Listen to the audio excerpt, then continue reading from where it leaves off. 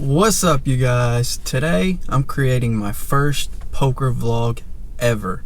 I'm here at the American Legions in Indianapolis, Indiana, in the Speedway area. They are running games today. The buy-in is $50 to $200 max. It's a 1-2 blind cash game. So my goal is today is to turn this $200 that I got into $500. Now, I know there's variance, there's risk involved and all that good stuff. So the worst case scenario, I lose $200. So my goal is obviously to lose as least as possible, but obviously I want to make as much as possible too. So that goal is $500. Hopefully we can make it work. I'm going to teach you guys what I know and my thought process, any reads I have on my opponents and anything like that. And I'm going to take you guys along my journey. My long-term goal for this channel is to obviously grow a big channel. I want to be able to be a professional poker player, take this serious, make it into a full-time gig. I want to play these big tournaments and high-stakes cash games in the future. So I'm going to take you guys through my entire journey throughout this poker vlog channel. And we're starting here. And this small 1-2 cash game, I mean, it's starting from the beginning, right? So I have, not exactly the beginning, I take that back. I have been playing for about a year and a half seriously, but I'm still a beginner. I'm still learning, honestly, and you guys are gonna see me fail. So don't expect any high player strategies here yet, but in the future I can see that happening, so don't count me out. I am smart. I do have a lot of perseverance and discipline.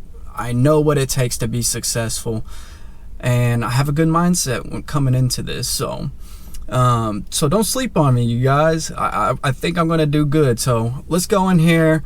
I'm gonna buy in with $200. Hopefully I ain't gotta wait for a seat. If I do, that's all right. So, see you guys here in a second. I finally find a premium hand after sitting here for about 30 minutes. So I decided to raise it up to $10 in the cutoff, and my opponent quickly raises me to $30 on the button, which is surprising to me because he's been playing tight and has not 3-bet this entire time I've been sitting here. So I expect he's holding a premium hand, but with only $15 to call. To win $60, I make the call hoping to see some clubs. Not the best flop for me considering there's no clubs, but I do have top pair with a marginal kicker.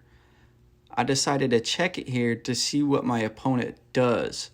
He bets $30, and I'm not really liking this considering this specific player has had other premium hands that he didn't 3-bet with earlier. I really do believe he has a stronger hand than me, and that's why I decided to make a tight fold here. Then he flips over his card showing me pocket aces. Wow, I'm so happy I had the right read and was able to let it go.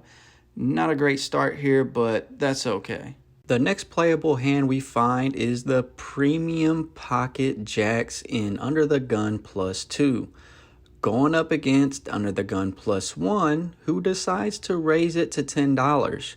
I think for a few seconds, then pump it up to $25. It's then folded around to the original raiser who calls my 3-bet.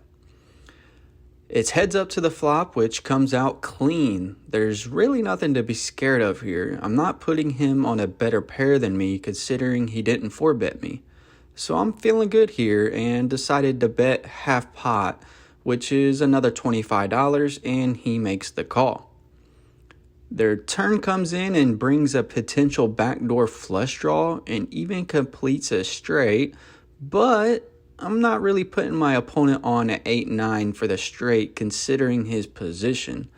Although I would hate to see one of those cards come out if he's holding pocket 9s or 8s. I'd also hate to see a heart or an overcard, so I decided to shove my remaining 69.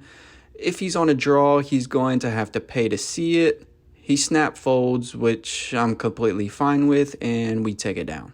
Up next, we run into another beast of a hand, the Ace King suited on the gorgeous button. It doesn't get much better than this. It's folded around to the hijack, who decides to raise it up to a measly $6. Cutoff folds and I make it $15 to go. My opponent thinks for a moment, then 4-bets me to $40.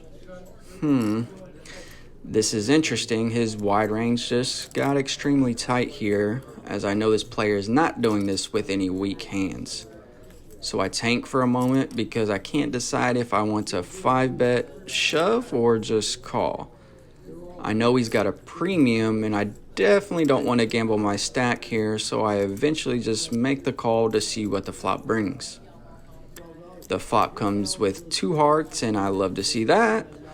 He bets $50 and now I go into the tank here to think it over. I'm really thinking he has a premium overpair like queens or jacks. It's kind of hard to put him on aces or kings considering I have ace king in my hand, and I really don't see this specific player doing something like this with anything like ace king, ace queen, ace jack, or even pocket tens. I'm definitely not putting him on any sets here considering the pre-flop action. I'm thinking I have a 15 outs with any heart, ace, or king to take this down. That gives me about 30% equity here with enough pot odds to make a profitable call. I think shoving all in would also be okay here, but I don't want to gamble here with ace high, so I make the call. The turn comes out with an ugly brick and my opponent quickly goes all in.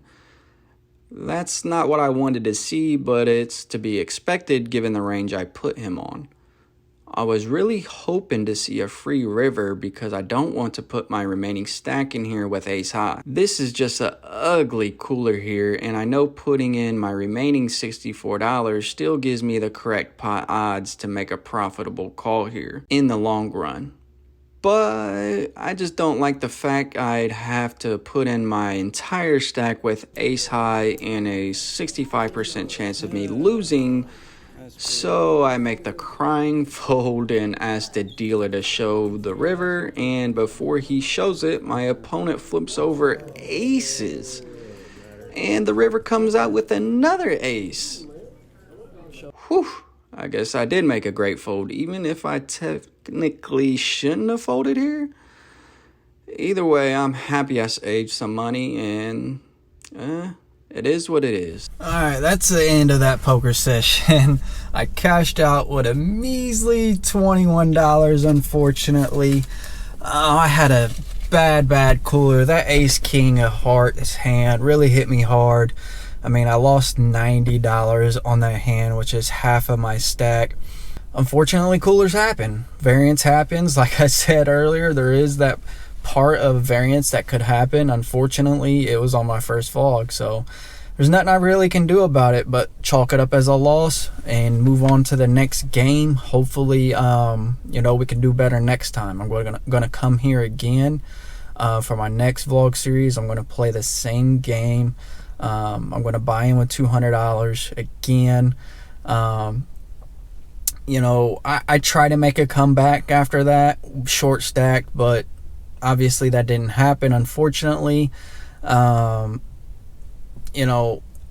only reason why I really chose to play short stack was because it was my first vlog and I was trying to make a crazy comeback.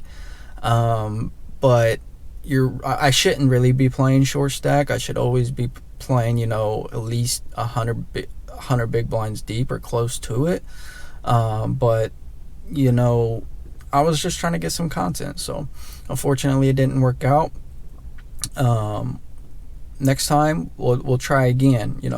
I'm not gonna bring more than $200. I told myself I would only, every session I would do $200 max, and that's why I didn't top up to 200 again when I lost a big hand. Even though I should probably, the professionals would probably recommend me to have multiple buy-ins, I would imagine, for a game like this, especially for variance like that. So I really probably shouldn't be, buying in with only $200 max and not having any rebuys, but that's what I'm doing to keep my budget throughout the month, and to be able to keep pumping out these videos for you guys. So hopefully everything works out in my favor. I'm going to take this next week or so off and just study, and I'm going to put those things that I learned into action next Saturday here at the American Legion Speedway, the 1-2 cash game. I'll see you guys on the next one, and hopefully we can turn that 200 to 500 next week. Peace.